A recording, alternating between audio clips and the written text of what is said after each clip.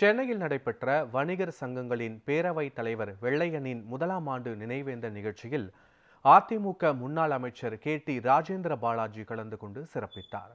சென்னை காமராஜர் அரங்கத்தில் தமிழ்நாடு வணிகர் சங்கங்களின் பேரவைத் தலைவர் வெள்ளையனின் முதலாம் ஆண்டு நினைவேந்தல் மற்றும் அவரின் புகைப்படம் திறப்பு விழா நிகழ்ச்சியில் அதிமுக சார்பாக முன்னாள் அமைச்சரும் விருதுநகர் மேற்கு மாவட்ட செயலாளருமான ராஜேந்திர பாலாஜி கலந்து கொண்டார்.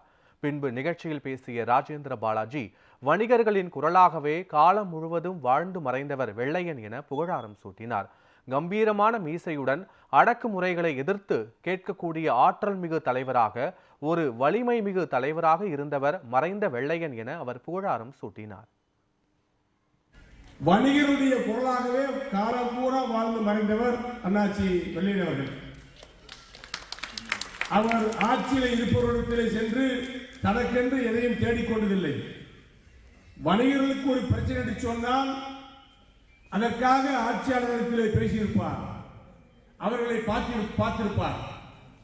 அவருடைய பிரச்சனையை, வணிகர்களுடைய பிரச்சனையை தீர்ப்பதற்கான குரலாக அங்கே தனது குரலை பதிவு செய்திருப்பார். அப்படித்தான் அவருடைய வாழ்க்கை அமைந்தது. வணிகர்களுக்காகவே வாழ்ந்தார், வணிகர்களுக்காக அமைப்பை தொடங்கினார், வணிகர்களுக்காகவே மறைந்தார்.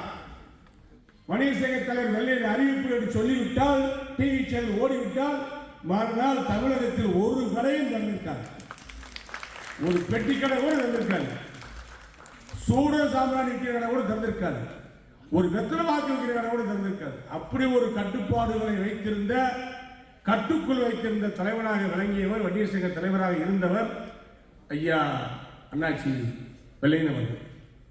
பெருமைமிகு ஒரு தலைவர்.